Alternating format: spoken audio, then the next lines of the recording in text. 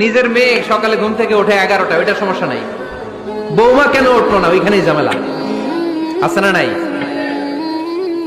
মেহেরবানি করে আপনার বৌমাকে আপনার নিজের মেয়ের মতো দেখেন। নিজের মেয়ের যেমনি আদর করেন তাকেও অমনি আদর করেন। আপনার বৌমারে যদি আপনি কষ্ট দেন, মনে রাখবেন আপনার নিজের মেয়েটাও আরেকবারের বউ হয়ে কয়েকদিন পরে যাবে।